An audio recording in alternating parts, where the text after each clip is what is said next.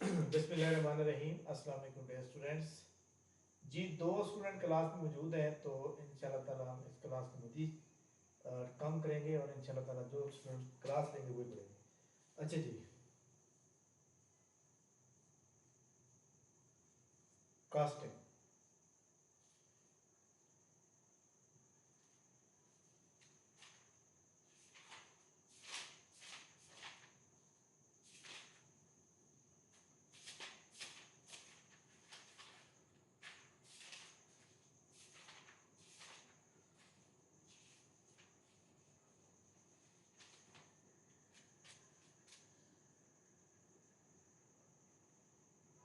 Debit, credit, zero balance.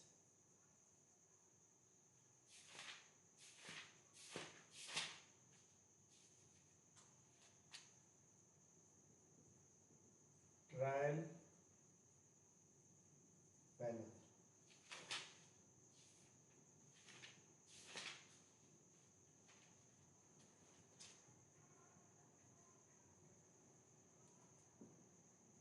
Laser.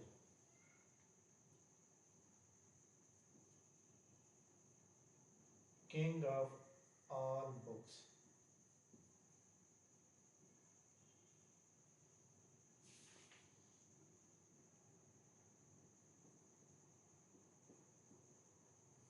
Posting.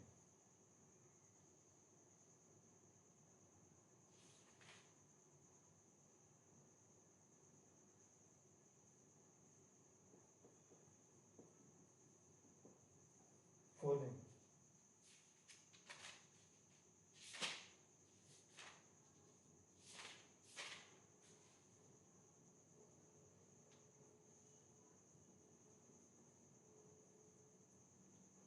Bank.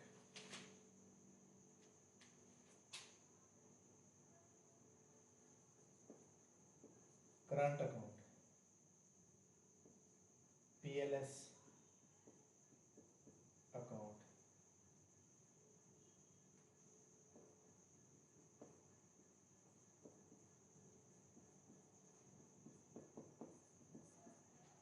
Fix deposit account.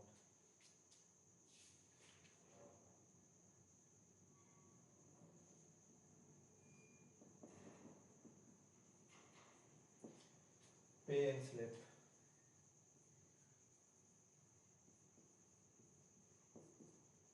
Passbook. Check.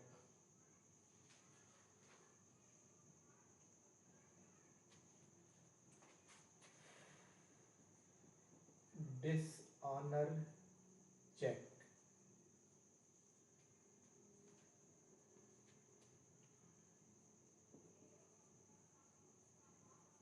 Bearer check.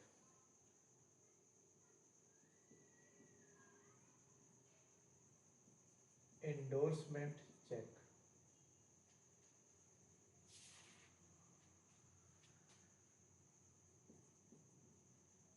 Cross cheque. Order check.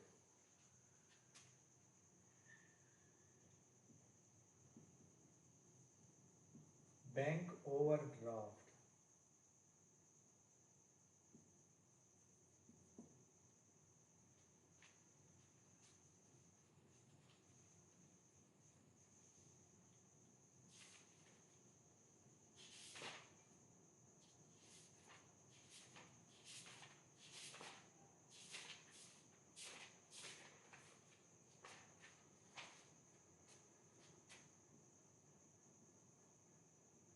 Bill of exchange.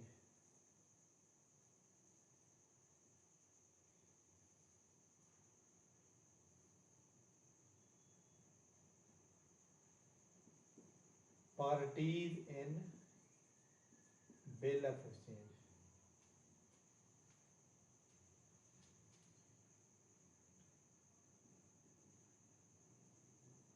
Inland bill of exchange.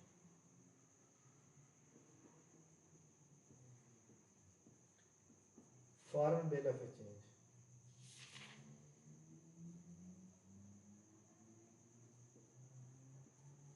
Term bill of exchange,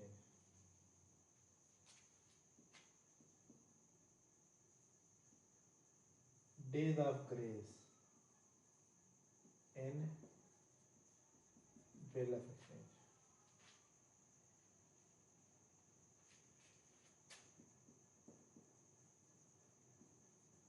rebate,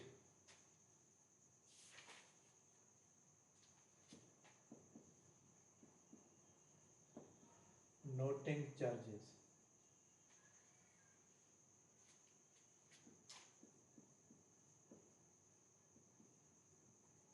promissory note,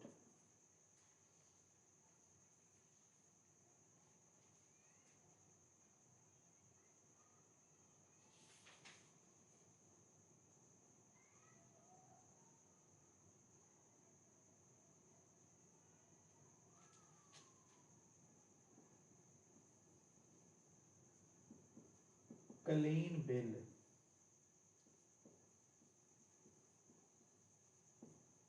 insolvency. जी जनाब, ये हमने point कुछ लिखे हैं, इनको हम discuss करते हैं, ठीक है। तो सबसे पहले हमारे पास ये बताइएगा, आवाज़ ओके क्लियर है, कोई प्रॉब्लम तो नहीं है? अच्छा जी, सबसे पहले देखें हमारे पास है कास्टिंग। कास्टिंग क्या होती है? कास्टिंग ये होती है कि जनाब जब आप जर्नल की एंट्रियाँ पास करते हैं ना, तो जर्नल का जो पहला पेज होता है ना, उसको जो टोटल करते हैं ना, उस टोटल करने के बाद नीचे लाइनें लगा देते हैं और डेबिट और क्रेडिट दोनों को इकट्ठा कर लिखते हैं, भाई डेबिट भी इतना है, क्रेडिट भी इतना है, उसको हम कहते हैं कास्टिंग। यानी in book keeping the word casting mean totalling of the first page of the journal will be cast by drawing lines across the debit and credit column. ठीक हो गया? नीचे इस तरह लगा देते हैं, डेबिट के भी 450 है, क्रेडिट भी 4, तो ये हमारे पास डेबिट क्रेडिट लगते हैं। ठीक हो गया? क्लियर। नेक्स्ट हमारे पास है जनाब debit balance, credit balance, zero balance. अगर आपकी डेबिट साइड बड़ी है, ठीक है, तो वो डेबिट बैलेंस है। अगर क्रेडिट साइड बड़ी है तो क्रेडिट बैलेंस है। अगर दोनों साइड बराबर है तो जीरो बैलेंस है। ट्रायल बैलेंस क्या होता है? ट्रायल बैलेंस जो होता है ना, ये एक्यूरेसी होता है, arithmetical accuracy of the ledger, trial balance, ledger and journal. यानी ये एक एक्यूरेसी होती है किसकी भला? लेजर और इसकी जर्नल। तो लिहाजा ये हमारे पास क्या कहलाता है? Trial balance. नेक्स्ट हमारे पास है लेजर। लेजर को जनाब याद रखिएगा किंग ऑफ ऑल बुक कहते हैं, और लेजर जो है ये हमारे पास किंग ऑफ ऑल बुक के नाम से मशहूर है। इसको आपने याद रखना है कि किंग ऑफ ऑल बुक किसको कहते हैं, तो वो किसको कहते हैं भला? लेजर कहते हैं। लेजर क्या चीज़ होती है? लेजर जो है ये याद रखिएगा, लेजर एक ऐसी किताब है जिसमें एक अकाउंट से मुतल्लिक तमाम लेन देन को जर्नल से इसमें मुंतकिल किया जाता है, और इसमें हर अकाउंट का अलग अलग रिकॉर्ड होता है। ठीक है? which contain condense and classify record of the all similar transaction of business generally brought forward and posted from books of the original entry। ठीक है, इसको हम लेजर को क्या कहते हैं? लेजर में हमारे पास एक बंदे का इंडिविजुअल जो अकाउंट होगा वो लेजर होगा। किंग ऑफ ऑल बुक किसे कहते हैं? लेजर को हिसाबी किताब का बादशाह कहा जाता है कि जर्नल में मौजूद एक हिसाब के तमाम अंदराज को लेजर में अलग अलग उन्वानात के तहत तहरीर किया जाता है। ठीक है, तो इसका मतलब है लेजर को ही किंग ऑफ ऑल बुक कहते हैं। ये बताएं बुक ऑफ ओरिजिनल एंट्री किसको कहते हैं? बुक ऑफ ओरिजिनल एंट्री किसको कहते हैं? जर्नल। ठीक हो गया? अच्छा जी, इसके बाद हमारे पास है जनाब पोस्टिंग। पोस्टिंग का क्या मतलब होता है? पोस्टिंग का मतलब होता है जनाब मुंतकिली। ठीक है, जर्नल से लेजर की तरफ, जर्नल से लेजर की तरफ मुंतकिली को हम पोस्टिंग कहते हैं। इसके बाद हमारे पास है फोलिंग, FOILING। फोलिंग का मतलब क्या होता है? फोलिंग का मतलब होता है जर्नल के जो लेजर फोलियो होते हैं, कॉलम में लेजर का एक सफ़ा नंबर लिखा जाता है, और लेजर के जो जर्नल होते हैं फोलियो को कॉलम में जर्नल का सफ़ा दर्ज होता है। इस अमल को हम क्या कहते हैं? इस अमल को हम कहते हैं फोलिंग। लाइक दैट हमारे पास जनाब ये वाला एक जर्नल है, ठीक है, ये डेट हो गई, ये हमारे पास लेजर फोलियो हो गई, ये डेबिट एंड क्रेडिट हो गया। तो यहाँ पे लेजर फोलियो बनेगा। ठीक है, अब ये क्या बनेगा भला? भाई फॉर एग्जाम्पल ये एक एंट्री हमने पास किया ना, ये एंट्री जो है आगे लेजर में कहाँ जा रही है उसका पेज नंबर यहाँ लिखा जाएगा, और ये एंट्री वहां पे जब जाएगी तो उसका इधर वाला पेज दिखा जाएगा, यानी इससे लोकेट करने में हमारे पास जो है आसानी होती है। ये डेट का कॉलम हो गया, ये पार्टिकुलर हो गया, ये लेजर फॉली हो गया, ये डेबिट साइड हो गई, ये क्रेडिट साइड हो गई। क्लियर बात? इसको हम फॉलो कहते हैं दोनों को। इसके बाद हमारे सामने है जनाब बैंक। बैंक क्या होता है? बैंक आपको पता है कि एक बहुत ही अहम तरीन इदारा है। बैंक एक ऐसा इदारा है जो लोगों की फालतू रकम को कम शरह सूद पर अपने पास जमा करता है और ये ज़रूरतमंद लोगों को जो इसको तलब करते हैं या इससे डिमांड करते हैं ज़्यादा शरह सूद पर कर्जा देता है। Bank is a commercial institution which collect money from those who have its appear at lower rate and interest and lend money to those who required it at high rate of interest. इसको bank कहते हैं। Bank के अंदर काफ़ी सारे खाते होते हैं जो बहुत ही अहम होते हैं। तो बैंक के अंदर सबसे पहले नंबर पर हमारे पास आता है करंट अकाउंट। करंट अकाउंट जो होता है ना, ये इसको हम मतलब है कि चिल जारी खाता कहते हैं। करंट अकाउंट ज़्यादातर जो है बिजनेसमैन खुलवाते हैं, जो बड़े बड़े बिजनेसमैन होते हैं ना वो खुलाते हैं, क्योंकि इसके अंदर आप डेली जितनी मर्जी ट्रांजेक्शन कर सकते हैं। पीएलएस जो होता है ना, इसमें आप ट्रांजेक्शन डेली नहीं कर सकते। पीएलएस का मतलब होता है profit and loss saving account. इसमें आप दिन में एक बार कर सकते हैं, इसमें आप दिन में जितनी बार मर्जी कर लें। फिक्स डिपॉजिट क्या होता है? फिक्स डिपॉजिट जो होता है, याद रखिएगा कि इसमें 1 साल के लिए 2 साल के लिए अमाउंट फिक्स करा दी जाती है, उससे पहले आप निकाल नहीं सकते और बैंक आपको हायर इंटरेस्ट देता है। पे इन स्लिप। पे इन स्लिप क्या होती है? पे इन स्लिप जो होती है, याद रखिएगा कि ये एक यानी कि एक किताब होती है जिसमें काफ़ी सारी स्लिप मौजूद होती हैं, जिसके अंदराज की गुंजाइश होती है। जब भी कभी आपने करंट अकाउंट हो या पीएलएस का अकाउंट हो, उसमें रकम जमा करवानी होती है, तो सबसे पहले आप पे इन स्लिप के अंदर अकाउंट अमाउंट लिखते हैं। उसमें क्या लिखा जाता है? टाइटल ऑफ अकाउंट लिखा जाता है, उसमें अकाउंट नंबर लिखा जाता है, अमाउंट लिखी जाती है वर्ड एंड फिगर में, और अपने साइन और डेट डाली जाती है। पासबुक क्या होती है? पासबुक जो होती है, ये किताब जो है ग्राहक को दी जाती है, जिसका बैंक में पीएलएस और करंट अकाउंट होता है। वो तमाम रकूम इसमें दर्ज होती हैं जो बैंक में जमा करवाई जाती हैं। अब जदीद दौर में इन किताबों पासबुक की जगह जो है बैंक स्टेटमेंट अकाउंट जारी करता है। यानी पासबुक एक्चुअली जो है बैंक के पास होती है और बैंक जो है ना उनको देता है। पहले गस्पर को देता था, अब पासबुक जो है बैंक के पास होती है। चेक क्या होता है?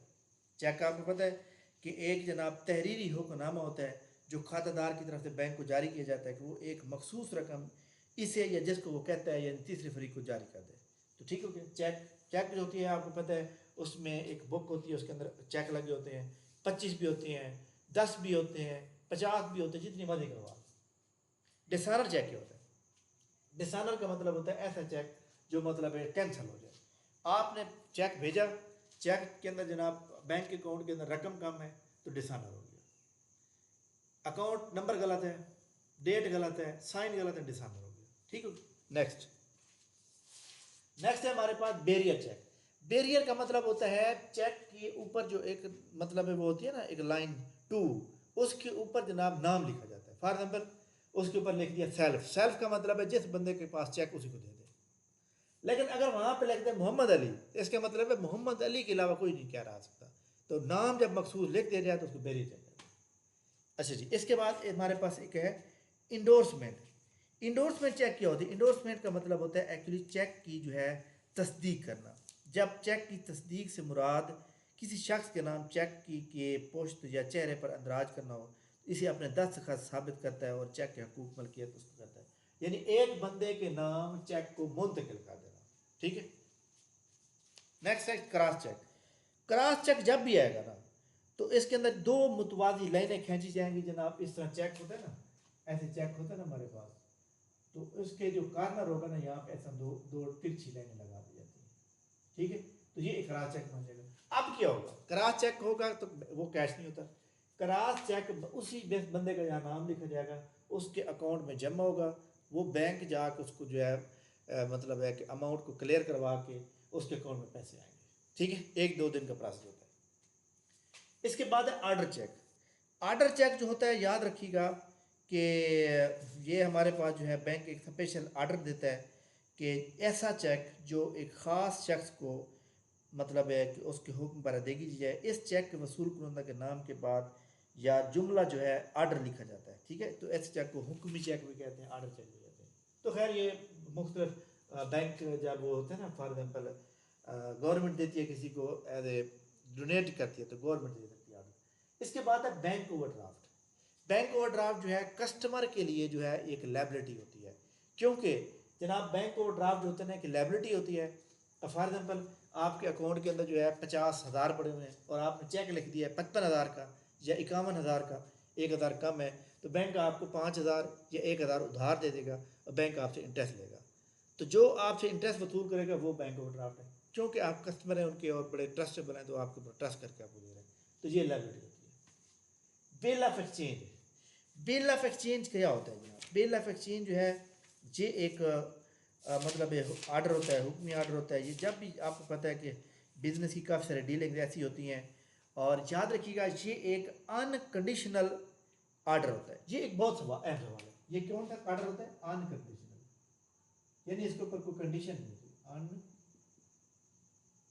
अनकंडीशनल आर्डर, गैर मशरूत हुक्मनामा। ये एक गैर मशरूत तहरीरी हुक्मनामा है जो लिखने वाला ड्रार अपने दस्तखत करके दूसरे शख्स के नाम जारी करता है। इसमें दूसरे शख्स को हिदायत की जाती है कि वो इस तहरीर में लिखी हुई रकम फ़लाँ बंदे को या फ़लाँ मुद्दत के बाद इसको दे दे, या फिर वो उसको दे दे जिसको वो कहता है। ठीक है, इसको हम मतलब बिल ऑफ एक्सचेंज कहते हैं। इसमें प्रॉब्लम क्या हुआ कि बिजनेस के अंदर काफ़ी सारी डिफ़िकल्टीज थी, एक बंदे के पास पैसे नहीं है, एक बार में हैं, तो वो जनाब इसलिए बिल ऑफ एक्सचेंज बना दी जाता है। एक तहरीरी हुक्मनामा होता है, भाई आप इसको जो है चीज़ें ले जाओ, आप फलां दिन के बाद पैसे देना। बिल ऑफ एक्सचेंज के अंदर जब आप एक बिल ड्रा करते हैं, इसके अंदर कितनी पार्टीज होती हैं? 3 पार्टीज होती हैं जी जनाब। एक होती है हमारे पास ड्रार, DRAWER, ड्रार, ड्रावी, और तीसरे नंबर पे हमारे पास होती है पे। तो ये पे, ड्रार, ड्रावी और पे जो है ना, ये एक, अब इसके अंदर हमारे सामने जो है ड्रार कौन होता है? याद रखिएगा ड्रार जो होता है ना वो होता है क्रेडिटर। ये पेपर में सवाल आ जाता है कि ड्रार क्रेडिटर है या डेब्टर है, और ये जो ड्रावी है ये जनाब डेब्टर होता है, और ये पे वाला जो है ये पेयर होता है जिसको अदा किया जाता है। ठीक है, ड्रार जो होता है ये क्रेडिटर होता है, यानी कि वो बंदा जो बिल लिखने वाला होता है, जो बिल को ड्रा करता है, वो ड्रार होता है।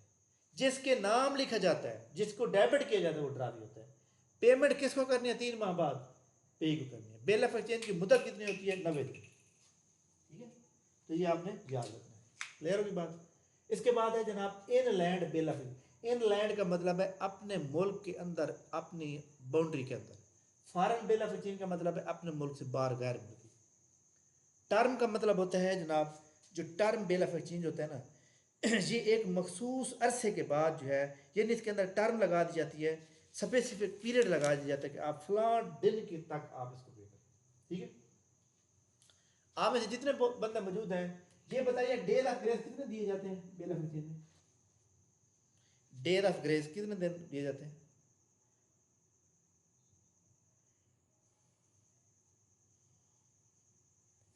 अच्छा ये बताइएगा, ये 3 दिन रियायत किसको दी जाती है? आपने जवाब सही दिया है, 3 दिन रियायत किसको दी जाती है? 3 दिन रियायत दी जाती है। किसको भला दी जाती है?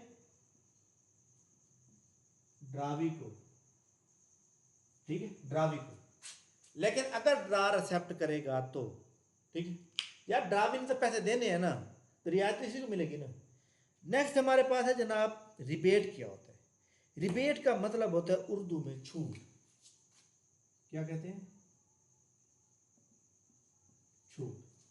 रिबेट जो होता है ये बिल ऑफ एक्सचेंज के लिए इस्तेमाल किया जाता है, यानी जो हुंडी का मालिक होता है ना, इसे कबूल करने वाले को वक्त से पहले हुंडी अगर अदा कर दी जाती है तो इसको कुछ छूट दे देता है। फॉर एग्जाम्पल आपने 3 महीने के लिए आपने बिल लिया, आपने तो जनाब 2 महीने के अंदर क्लियर कर दिया, अब उसको हया शर्म आएगा तो आप कुछ ना कुछ छोड़ देगा, रियायत देगा, उसको रिबेट कहते हैं।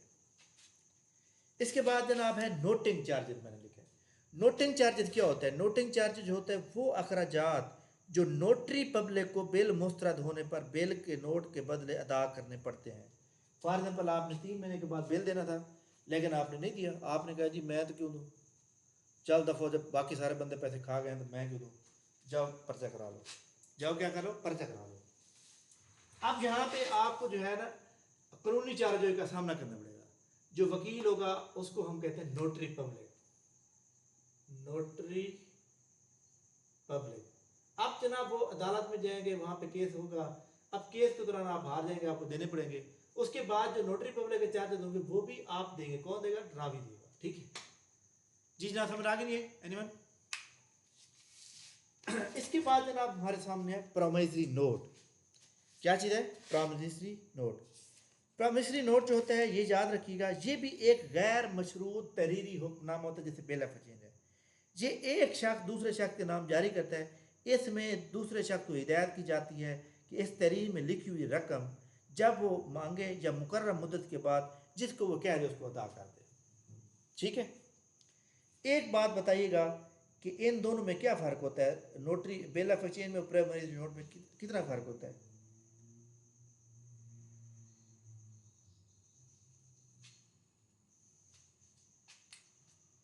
इसमें जनाब सिर्फ फ़र्क यह है कि इसमें दो पार्टी होती हैं। इसमें एक पार्टी होती है दी मेकर। दी मेकर, दी मेकर कौन है? दी मेकर वो बंदा है जिसके नाम मतलब the maker who sign the note and pay. और एक होता है, और दूसरा बंदा होता है जनाब पे। दूसरा बंदा कौन होता है? पे।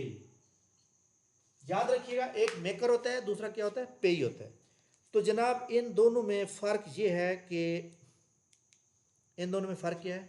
इन दोनों में फ़र्क यह है कि ये बिल लिखता है, ये एक्सेप्ट करता है। इसमें पार्टी दो होती है, इसमें पार्टी जो है तीन होती है। ठीक है, ये फ़र्क है। ठीक है, दोनों अनकंडीशनल आर्डर होते हैं। नेक्स्ट हमारे पास मैंने लिखा है जनाब कलीन बिल। कलीन बिल क्या होता है? जब चीज़ों की मलकियत के मुतल्लिक दस्तावेज़ या कोई और दस्तावेज़ बिल के साथ ना लगाई गई हो तो कलीन बिल कहलाता है। That when no document of the title relating to the goods and other document attach is called clean. मतलब यह है कि जब आपको एक बंदा बिल देता है और उसके अंदर कोई एक्स्ट्रा कुछ भी नहीं लगाता तो आपको कहते हैं जी आप क्लियर है, क्लीन बिल हो गया। इसके बाद इंसॉल्वेंसी। एक होता है इंसॉल्वेंट और एक होता है इंसॉल्वेंसी। इंसॉल्वेंट क्या होता है? इंसॉल्वेंट को कहते हैं दिवालिया। ऐसा शख्स जिसकी जिम्मेदारियां इसके असासाजात से बढ़ जाती हैं, इसको इंसॉल्वेंट कहते हैं। उसको क्या कहते हैं? इंसॉल्वेंट। क्लास में कौन कौन मौजूद है? क्लास में मौजूद है जनाब लाइक दैट मैं कहता हूँ कि अदील बशीर मौजूद है। अदील बशीर के टोटल असासे जितने भी घर प्रॉपर्टी सारी ज़मीनें सारी जायदाद मिला के ना 10 करोड़ बन रही है, लेकिन उसकी अदायगियाँ 12 करोड़ हैं। इसको इंसॉल्वेंट कहते हैं। यानी वो अपनी पूरी जायदाद भी सेल कर दे, उसकी अदायगी पूरी नहीं हो रही। इसको इंसॉल्वेंट या दिवालिया कहते हैं। इसके बाद है इंसॉल्वेंसी नंबर 3। इसको भी दिवालियापन कहते हैं। ऐसी सूरत हाल जिसमें किसी शख्स की जिम्मेदारियाँ उसके असासाजात से बढ़ जाती हैं तो ये भी इंसॉल्वेंसी कहते हैं। The situation in which liability of any person exceeded asset is called insolvency. ठीक हो गया? इंसॉल्वेंसी मीन के उसको डिक्लेयर किया जाता है कि जनाब उसका बिजनेस जो है इंसॉल्वेंसी में चला गया। इसमें बिजनेस आ जाएगा, इसमें एक बंदा इंडिविजुअल आ जाएगा। जी जनाब, लेक्चर खत्म हो गया। एनीवन एनीवन जिसने कोई सवाल करना हो?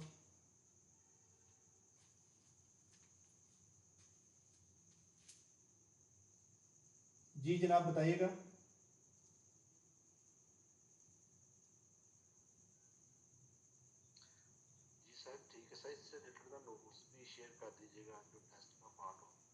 नहीं, कल जो है ना आपका संडे है तो आज मैं सेंड करूंगा तकरीबन 20-25 पेज इकट्ठे। तो आप लोगों ने जो है ना उसको क्लियर करना। ठीक है, क्लियर होगी बात? कोई सवाल पूछना तो बता सकते हैं जनाब।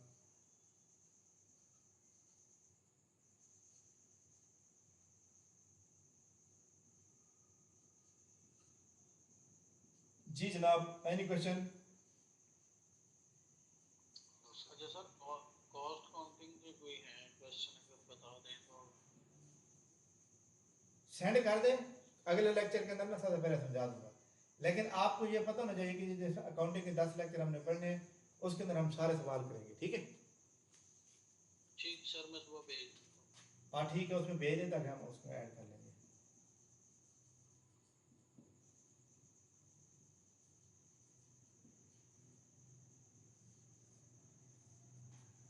जी जनाब, एनी क्वेश्चन? चलें ठीक है जनाब, हमारी मुलाकात जो है मंडे को होगी।